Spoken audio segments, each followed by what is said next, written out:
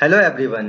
UP triple SSC PET 2022 और 23 के लिए जो प्रारंभिक अंकगणित यानी एलिमेंट्री अरिथमेटिक्स है, उसका ये अंतिम यानी लास्ट वीडियो लेक्चर है, लेक्चर नंबर 4। इस वीडियो लेक्चर के साथ प्रारंभिक अंकगणित यानी एलिमेंट्री अरिथमेटिक्स का सिलेबस कंप्लीट हो जाएगा। अगर आपने अभी तक lecture number 1, lecture number 2, lecture number 3 और जो प्रीवियस ईयर के क्वेश्चनों का वीडियो था, ये चारों वीडियो नहीं देखे हैं तो ये चारों वीडियो आपको यूपी ट्रिपल एसएससी पीईटी 2022 और 23 के प्ले लिस्ट में मिल जाएंगे। आप वहां से इनको देख सकते हैं। मेरा नाम है संदीप कुमार बुंदेलकर। तो चलिए एलिमेंट्री अरिथमेटिक्स यानी प्रारंभिक अंकगणित का अंतिम यानी last video lecture number 4 start करते हैं। पीईटी का जो सिलेबस है प्रारंभिक अंकगणित यानी एलिमेंट्री अरिथमेटिक्स का, उसमें ये टोटल 6 चैप्टर्स हैं। लेक्चर नंबर 1 में हमने औसत यानी एवरेज के क्वेश्चनों का डिस्कशन किया। लेक्चर 2 में साधारण अंकगणितीय समीकरण यानी सिंपल अरिथमेटिक्स इक्वेशंस के क्वेश्चनों का डिस्कशन किया। और लेक्चर नंबर 3 में हम प्रतिशत यानी परसेंटेज के क्वेश्चनों का डिस्कशन कर चुके हैं। इस वीडियो में हम पूर्ण संख्या, भिन्न तथा दशमलव, whole number, fraction and decimal, वर्ग एवं वर्गमूल, स्क्वायर एंड स्क्वायर रूट, घातांक एवं घात, exponent and power, in 3 chapters के क्वेश्चनों का डिस्कशन करेंगे। मैंने आपको बताया था कि जो एलिमेंट्री अरिथमेटिक्स यानी प्रारंभिक अंकगणित है, उससे पीईटी 2022 में टोटल 5 क्वेश्चन पूछे जाने वाले हैं। इसमें से एक क्वेश्चन प्रतिशत से, एक क्वेश्चन साधारण अंकगणितीय समीकरण से और एक क्वेश्चन औसत से आ सकता है। और बाकी जो 2 क्वेश्चन बचे वो इन 3 चैप्टर से आएंगे जो हम इस वीडियो लेक्चर में कंप्लीट करने वाले हैं। पीईटी 2022 का एग्जाम 15 और 16 अक्टूबर 2022 को होने वाला है, 2 दिन यानी 4 शिफ्टों में।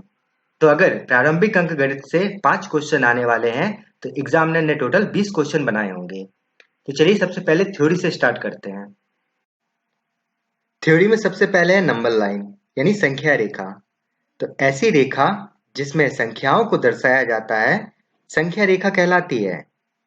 ऐसी लाइन जिसमें हम नंबर्स को रिप्रेजेंट करते हैं नंबर लाइन कहलाती है।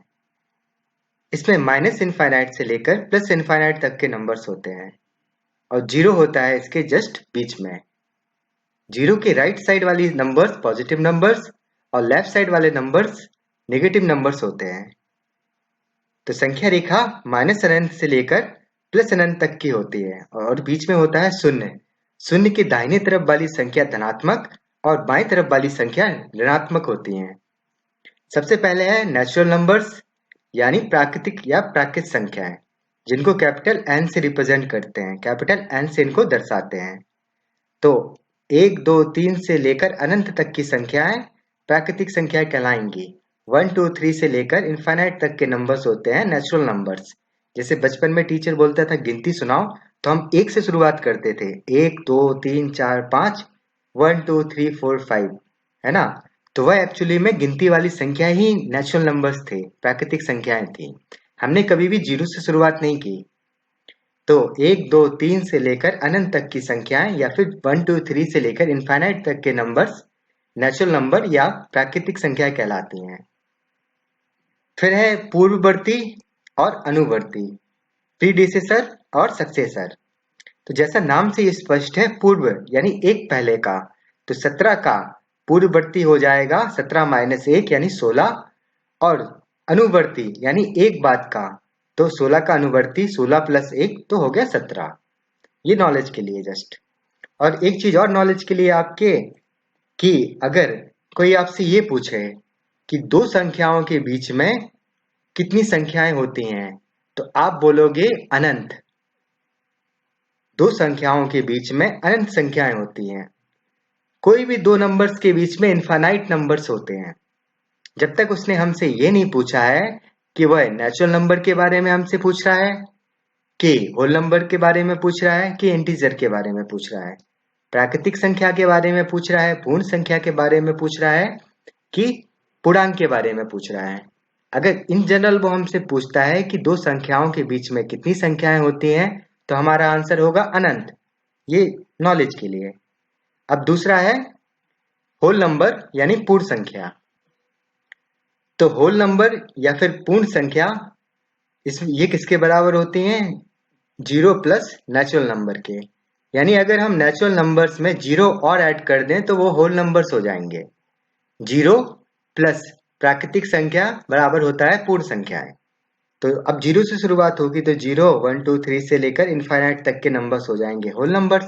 शून्य, 1, 2, 3, 4, 5 से लेकर अनंत तक की संख्या पूर्ण संख्याएं हो गई। और जो 0 होता है वह ना तो पॉजिटिव होता है और ना ही नेगेटिव होता है। शून्य ना तो सकारात्मक होता है ना नकारात्मक होता है, वह न्यूट्रल होता है, उदासीन। फिर तीसरा है इंटीजर यानी पूर्णांक। तो जो होल नंबर था या फिर नेचुरल नंबर था वह हमने पॉजिटिव लिया, +1 प्लस +2 प्लस +3, है ना। अगर हम पॉजिटिव के साथ नेगेटिव भी ले लें यानी +-1 +-2 +-3 +-4, तो 0 तो आएगा ही आएगा। 0 +-1 +-2 +-3 +-4 से लेकर प्लस माइनस इनफाइनाइट तक के नंबर्स हो जाएंगे इंटीजर। शून्य, +-1 +-2 +-3 +-4 से +- अनंत तक की संख्याएं पूर्णांक संख्याएं होंगी। तो सबसे पहले नेचुरल नंबर यानी प्राकृतिक संख्याएं, वो शुरुआत होती है 1 से, 1, 2, 3 से लेकर अनंत तक की। 1, 2, 3 से लेकर इनफाइनाइट तक के नंबर्स हो जाएंगे। होल नंबर यानी पूर्ण संख्याओं में 0 और ऐड हो जाएगा, 0 प्लस नेचुरल नंबर। और जो इंटीजर है उसमें 0 +-1 +-2 +-3 से ये +- इनफाइनाइट तक के नंबर्स हो जाएंगे। तो ये तीनों चीज आप समझ गए होंगे। अब है इवन नंबर्स यानी सम संख्याएं और ऑड नंबर्स यानी विषम संख्याएं। तो कोई भी पूर्णांक यानी वह धनात्मक भी हो सकता है और ऋणात्मक भी, जिसे 2 से पूर्णतः विभाजित किया जा सकता है। और जो 2 है उसका विभाजता नियम ये कहता है कि संख्या का अंतिम अंक या तो 0 हो या फिर 2 हो या फिर 4 हो या फिर 6 हो या फिर 8 हो, तो वह 2 से पूर्णतः विभाजित होगी। और जो सबसे छोटी धनात्मक सम संख्या है वह 2 है, क्योंकि -2 और +2 ये दोनों क्या है, सम संख्या है। लेकिन अगर हमें धनात्मक में सबसे छोटी सम संख्या बतानी होगी तो वह +2 होगी। तो ऐसा कोई इंटीजर जो डिविजिबल हो 2 से, इवन नंबर होगा। और 2 का डिविजिबिलिटी रूल ये कहता है कि जो लास्ट डिजिट होता है नंबर्स का, या तो वह 0 होता है या फिर 2 होता है या फिर 4 होता है या फिर 6 होता है या फिर 8 होता है। और जो सबसे स्मॉलेस्ट पॉजिटिव इवन नंबर है वह क्या है, +2 है।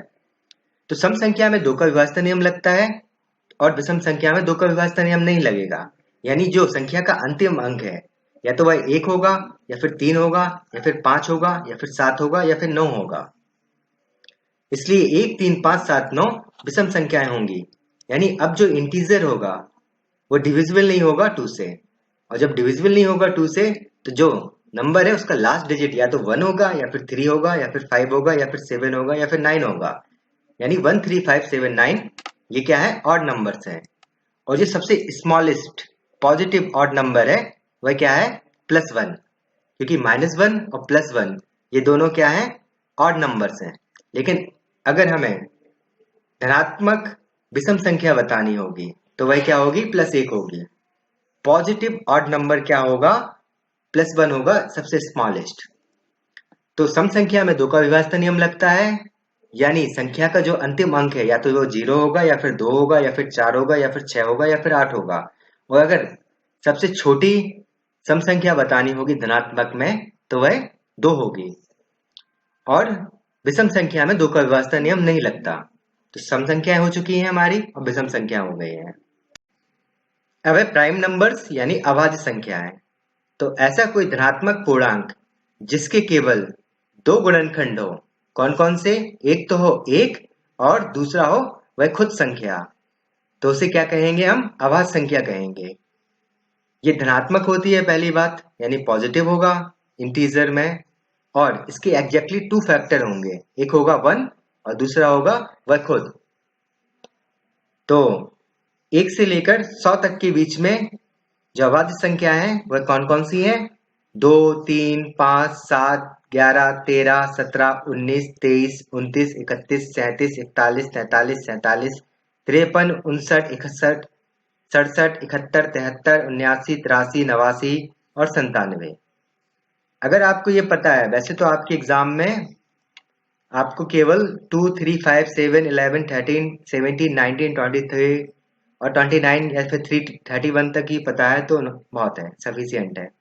वैसे कई एग्जाम में कभी कभी टफ क्वेश्चन जो आता है उसमें आपको ये 100 तक के प्राइम नंबर्स पता होने चाहिए।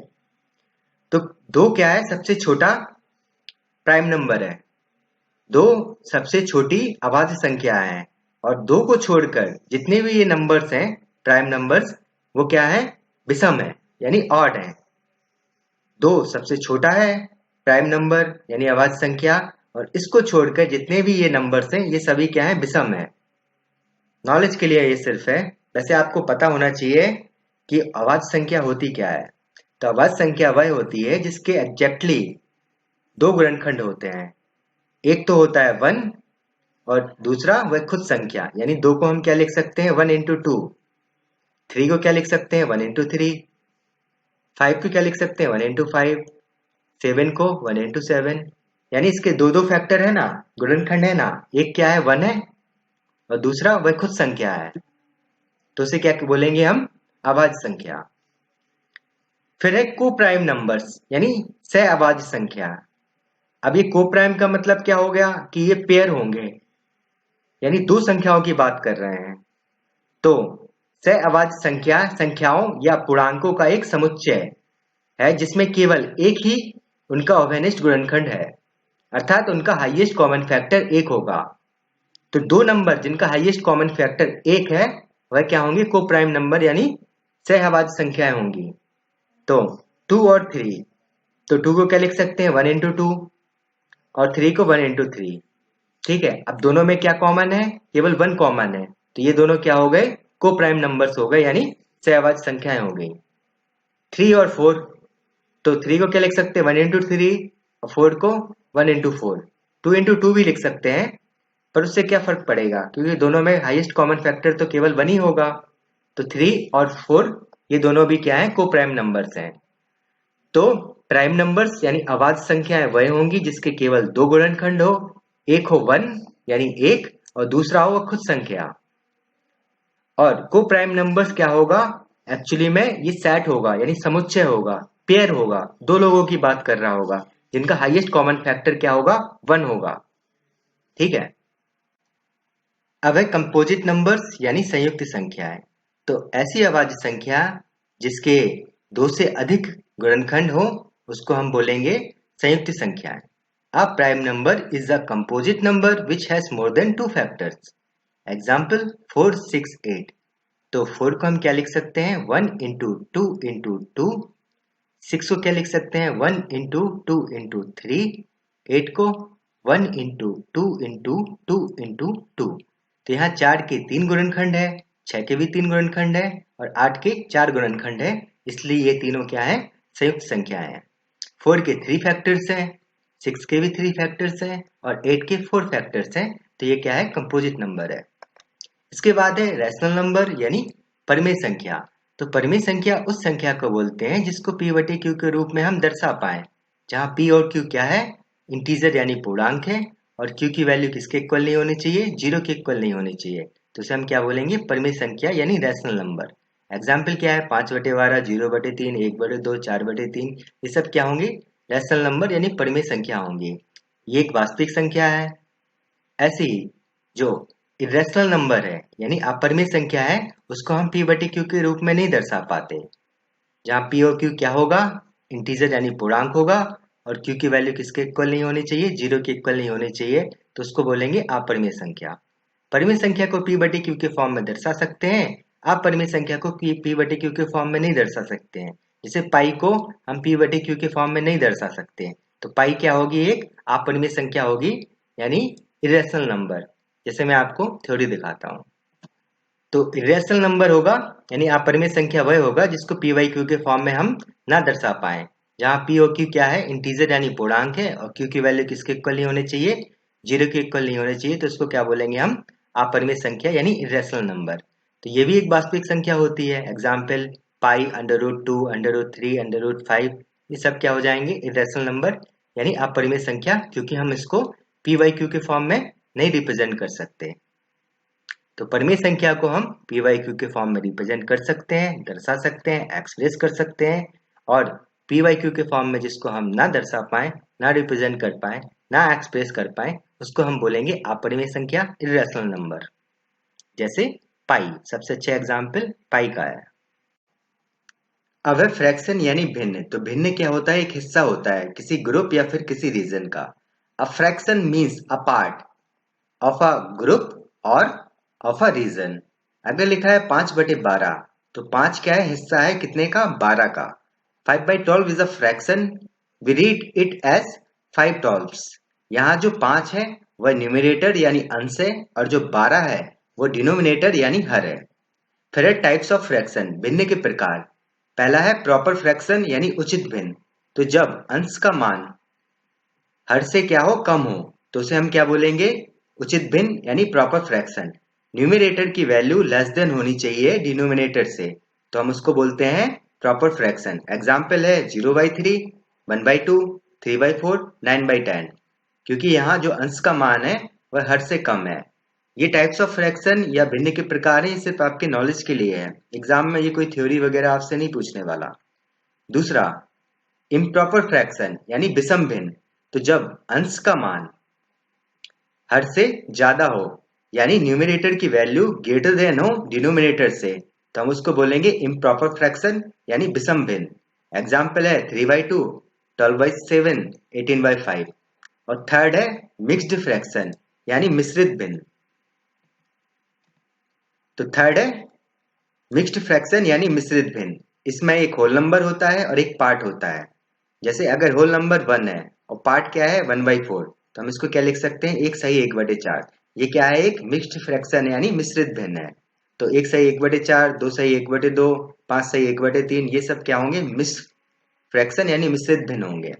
और अगर हमें इम्प्रॉपर फ्रैक्शन को मिक्स्ड फ्रैक्शन में चेंज करना है तो हम कैसे करेंगे. 17/4 लिखा है, तो सबसे पहले डिवाइड कीजिए, 4 चुको 16, 1 बचा, तो 4/1/4 हमारा ये मिक्स्ड फ्रैक्शन हो गया. ऐसे ही अगर मिक्स्ड फ्रैक्शन को इम्प्रॉपर फ्रैक्शन में चेंज करना है यानी मिश्रित भिन्न को अगर विषम भिन्न में बदलना है, तो 2/3/4 लिखा है, इसको लिख सकते हैं 2 + 3/4. एलसीएम लिया 4, तो ऊपर आया 8 + 3 यानी 11/4.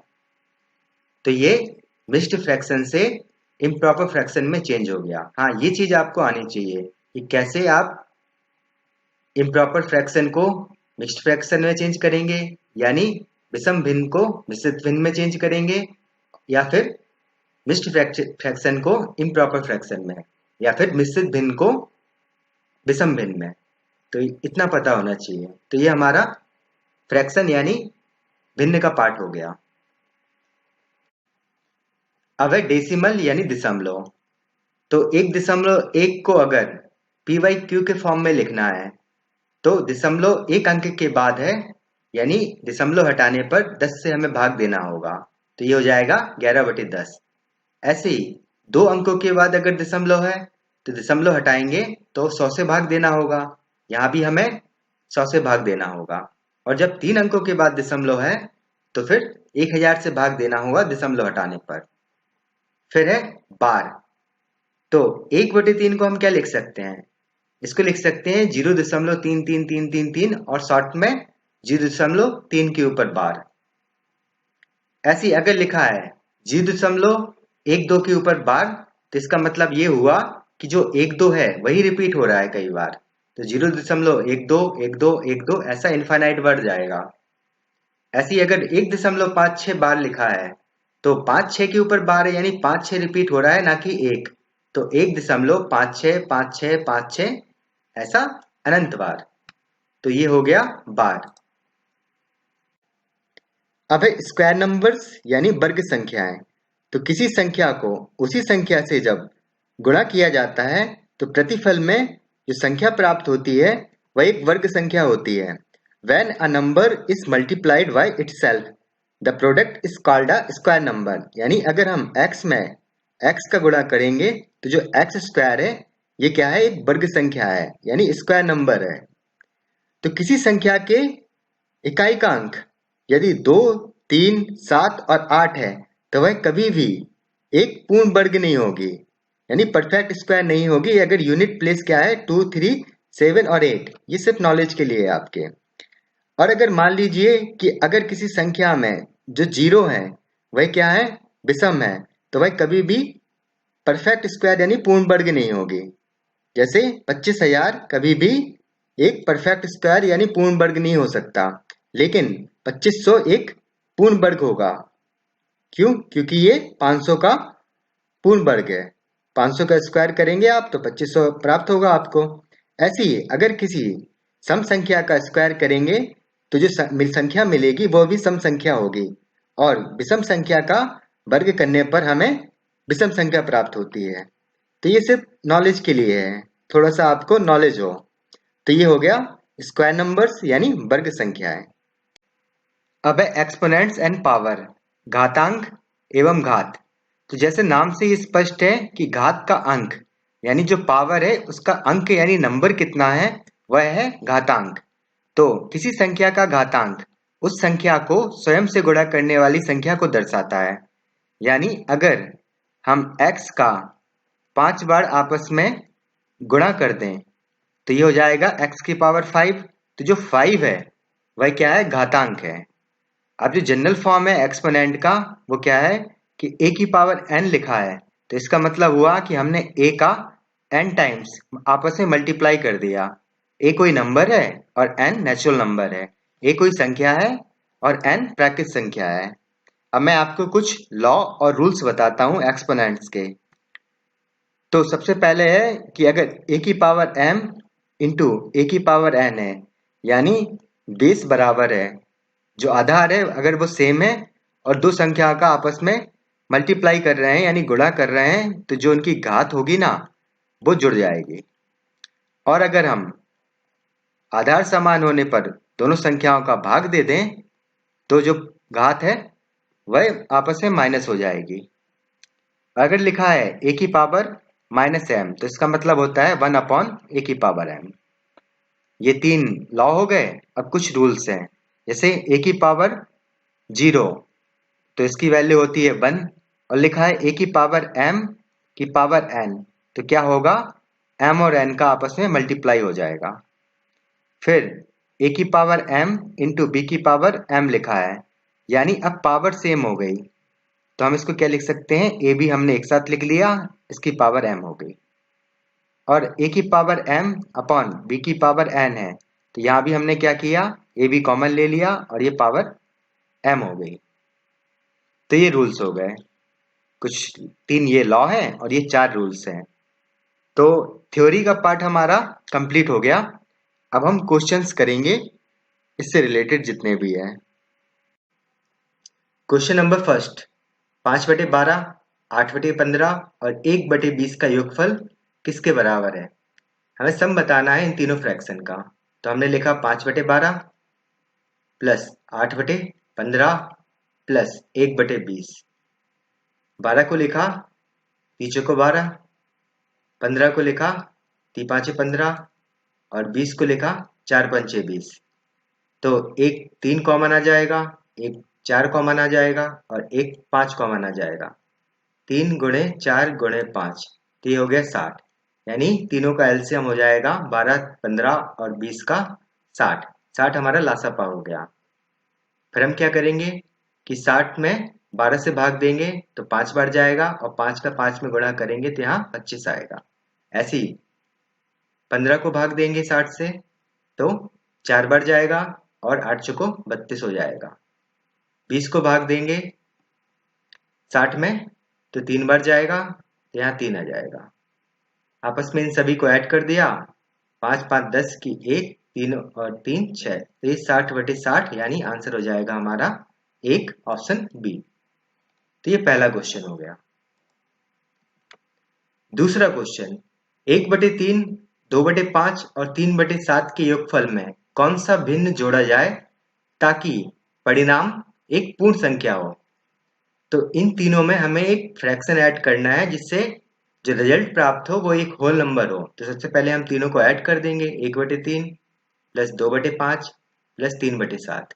तो 3 गुणे 5 गुणे 7 ये हमारा एलसीएम हो जाएगा 35 गुणे 3 या फिर 15 गुणे 7 105।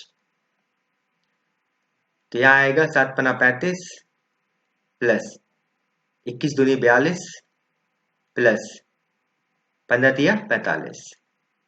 तीनों को ऐड किया 2 की 1 यानी 122/105। अब हम क्या करेंगे, इसको मिक्स्ड फ्रैक्शन यानी मिश्रित भिन्न में बदलेंगे तो 122 बटे 105 यानी एक सही, यहाँ कितना बचेगा 17, 17 बटे 105। हमने इसको लिख लिया 1 प्लस 17/105। अब क्या करेंगे हम, अब हमें तो ये पूरा होल नंबर में बदलना है, हम 1 को तो बदल चुके हैं, हमें इसको और बदलना है। तो फिर हम क्या करेंगे, 1 माइनस कर देंगे 17 बटे 105 से, यानी 105 माइनस 17 डिवाइड बाय 105, यहाँ आएगा 8 और 8 डिवाइड बाय 105। यानी अगर हम 88 बटे 105 को और इन तीनों संख्याओं में यानी भिन्नों में जोड़ दें तो वह एक पूर्ण संख्या यानी होल नंबर होगी। हमने सबसे पहले क्या किया कि तीनों को ऐड किया, फिर जो फ्रैक्शन आया उसको मिक्स्ड फ्रैक्शन में चेंज किया, फिर जो होल नंबर के अलावा पार्ट था उस पार्ट से 1 माइनस कर दिया, तो जो रिजल्ट आया वही हमारा आंसर हुआ। थर्ड क्वेश्चन, हमें यहां से x की वैल्यू बतानी है। तो ये एक मिक्स्ड यानी मिश्रित भिन्न दी है, तो हम इसको क्या लिख सकते हैं, 3 plus 1/3 plus 6 plus 1/6 plus 9 plus 1/9 minus x equals to -25 divide by 80। तो 3, 6 और 9 ये हो गया 18, 18 plus 1/3 plus 1/6 plus 1/9 minus x equals to -25/18। 3, 6 और 9 का एलसीएम हो जाएगा 18। कैसे, 3 को लिख सकते हैं 1 गुणे 3, 6 को लिख सकते हैं 2 गुणे 3, 9 को लिख सकते हैं 3 गुणे 3। तो सबसे पहले तीनों में 3 कॉमन है और क्या बचा, 2 बचा और 3 बचा, तीनों का मल्टीप्लाई कर दिया तो 3 3 का 9 और 2 18, ये हमारा एलसीएम यानी लासपा हो गया। तो ये 18 लासपा हो गया। फिर 3 का 18 में भाग देंगे तो 6 बार जाएगा, 6 का 18 में भाग देंगे तो 3 बार जाएगा, 9 का 18 में भाग देंगे तो 2 बार जाएगा। तो ये हो गया 6 3 9 और 2 11 यानी 18 प्लस 11/18 माइनस x, ये किसके इक्वल हो गया -25/18 के। अब x को इस साइड ले गए, 25/18 को इस साइड ले गए तो नेगेटिव का पॉजिटिव हो जाएगा, यानी 18 प्लस 11/18 प्लस 25/18, ये किसके बराबर हो गया, x के। 18 एलसीएम आ गया तो यहाँ हो जाएगा 11 प्लस 25 और 18 तो है ही पहले, इक्वल्स टू x। 25 और 11 को ऐड करेंगे तो ये हो जाएगा 36, 36/18 और 18 पहले साथ पहले है ही आगे, ये किसके बराबर होगा, x के। 18 दूनी 36 होता है, 18 में 2 और ऐड करेंगे तो x की वैल्यू आ जाएगी 20, तो आंसर हो जाएगा हमारा 20। या फिर आप क्या कर सकते हो कि जो ये मिक्स्ड यानी मिश्रित भिन्न दी है इसको सबसे पहले इम्प्रॉपर यानी विषम भिन्न में बदल लें।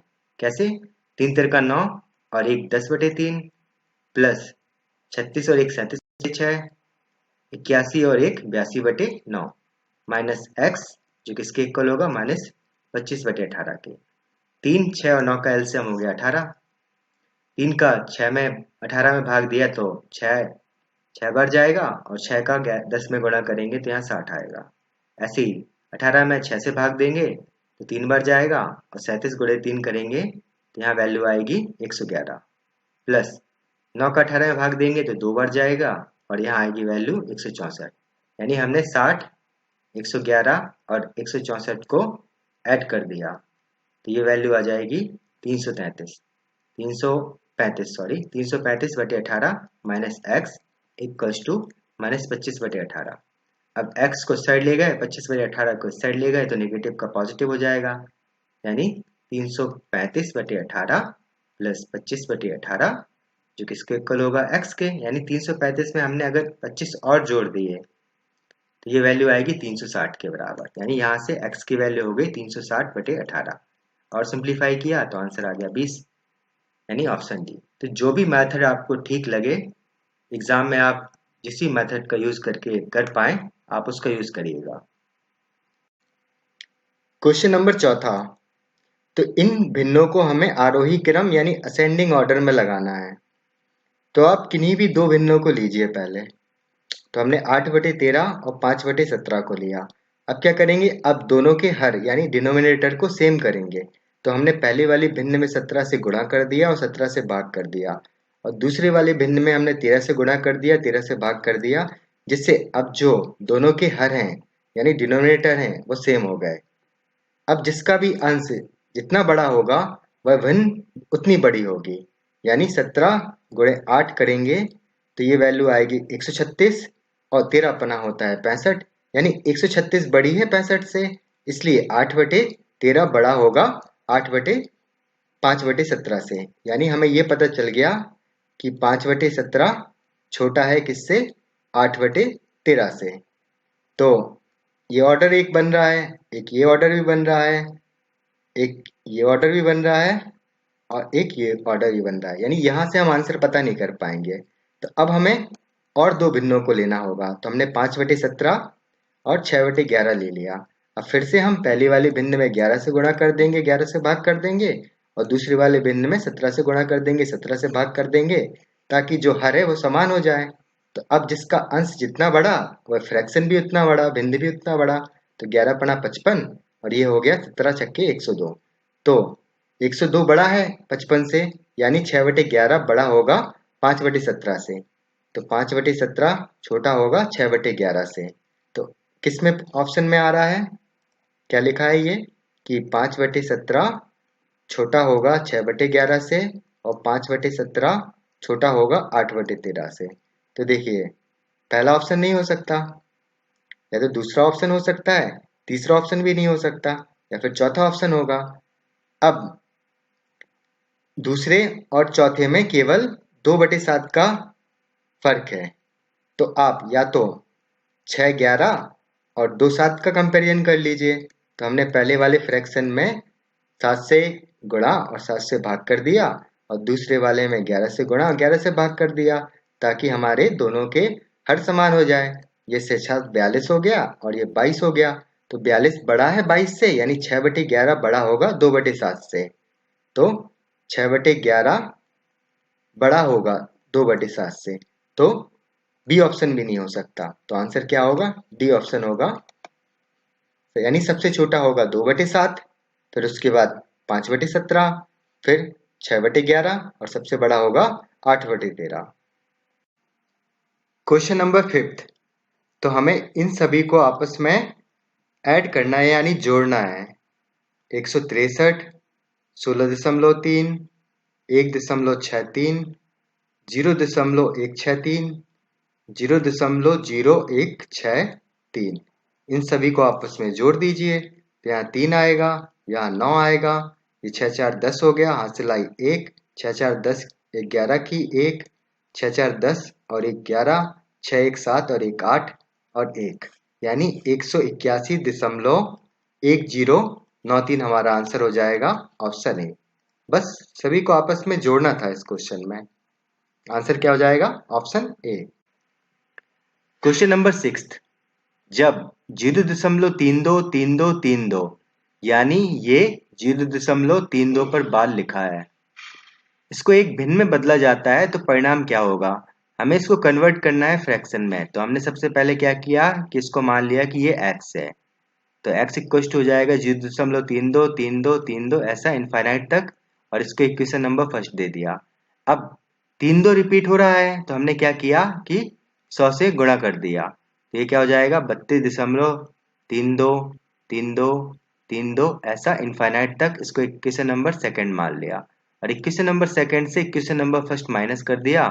तो ये हो जाएगा 100 माइनस एक्स यानी 99x, और यहाँ 0.32 के बाद वाला आपस में कैंसिल आउट हो जाएगा। तो केवल क्या बचेगा, 32 बचेगा। तो यहाँ से x की वैल्यू आ जाएगी 32/99, और यही हमें बताना था। तो आंसर क्या हो जाएगा हमारा, ऑप्शन ए। तो इस टाइप के क्वेश्चनों की आप प्रैक्टिस जरूर करके जाइए एक बार एग्जाम से पहले। Question number 7। तो हमें वैल्यू बतानी है इसकी। तो ये क्या लिखा है, 1 minus √2 plus √2 minus √3 plus √3 minus √4, ऐसा कहाँ तक गया है, प्लस √15 माइनस √16। तो देखिए सेकेंड टर्म थर्ड टर्म से कैंसिल आउट हो जाएगा, ऐसा ये आपस में कैंसिल आउट हो रहे होंगे, और यहाँ -15 होगा जिससे +15 कैंसिल आउट हो जाएगा। तो हमारे पास केवल दो टर्म यानी दो पद होंगे, एक फर्स्ट और एक लास्ट। तो फर्स्ट है 1 और लास्ट है √16। इसको सिंप्लीफाई किया तो 1 माइनस √16 की वैल्यू 4 हो जाएगी, तो 1 माइनस 4 यानी -3 हमारा आंसर हो गया, ऑप्शन सी। क्वेश्चन नंबर 8, तो ये एक अच्छा क्वेश्चन है। ऐसे क्वेश्चनों में हम सबसे पहले क्या करते हैं कि परफेक्ट स्क्वायर बनाते हैं। तो सबसे पहले 7 प्लस 4√3 को हम क्या करेंगे, एक परफेक्ट स्क्वायर बनाएंगे, जिससे क्या होगा, परफेक्ट स्क्वायर कैसे बनेगा, ये बनेगा a प्लस बी के स्क्वायर से, जो किसके इक्वल होता है, A square plus B square plus 2ab के। तो हमने सबसे पहले क्या किया कि 2ab को ले लिया 4√3, यहाँ से ab की वैल्यू हो जाएगी 2√3 के, यानी a की वैल्यू अगर 2 और b की वैल्यू अगर √3 होगी, यानी 2 का स्क्वायर प्लस √3 का स्क्वायर प्लस 2 इंटू 2 इंटू √3। तो ये क्या हो गया 4, ये हो गया 3 और ये हो गया 4√3। तो ये a प्लस बी का स्क्वायर बन गया ना, 2 प्लस √3 का स्क्वायर बन गया, और इसका क्या है, स्क्वायर रूट है। तो ये क्या हो जाएगा 2 प्लस √3 का स्क्वायर इंटू 1/2। तो 1/2 से ये 2 कैंसिल हो गया, तो केवल 2 प्लस √3 बचा, यानी ये किसके इक्वल दिया है, -√3 प्लस √3 प्लस 8 और 2 प्लस √3 के। और इसको सिंप्लीफाई किया तो -√3 प्लस √3 प्लस 16 प्लस 8√3, और सिंप्लीफाई किया तो -√3 प्लस √19 प्लस 8√3। अब हम फिर से क्या करेंगे, इसको परफेक्ट स्क्वायर बनाएंगे। तो 19 प्लस 8√3 को हमें परफेक्ट स्क्वायर बनाना है, यानी a प्लस बी का स्क्वायर बनाना है। तो हमने क्या किया कि 2ab को अब ले लिया 8√3, जिससे ab की वैल्यू हो जाएगी 4√3, यानी अब a की वैल्यू हो गई 4 और b की वैल्यू हो गई √3, यानी अगर हम 4 का स्क्वायर प्लस √3 का स्क्वायर प्लस 2 इंटू 4 इंटू √3 करेंगे तो ये 16 हो जाएगा, ये 3 हो जाएगा और ये 8√3 हो गया, यानी ये 19 प्लस 8√3 हो गया, जो एक्चुअली में किसके बराबर होगा, 4 प्लस √3 के स्क्वायर के। ठीक है, अब इसका भी अंडर रूट है तो यहाँ से क्या वैल्यू आएगी, 4 प्लस √3, यानी इसकी वैल्यू आ गई हमारे पास 4 प्लस √3। तो ये हो जाएगी वैल्यू -√3 प्लस 4 प्लस √3।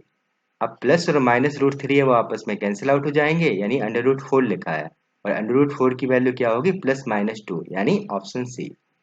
तो ये अच्छा क्वेश्चन है, आप एक बार जरूर इसकी प्रैक्टिस करके जाइए एग्जाम से पहले। क्वेश्चन नंबर 9, अब हमें ये वैल्यू दी है और हमसे n की वैल्यू पूछ रहा है, तो यानी हमें फैक्टर बनाने होंगे 3 के।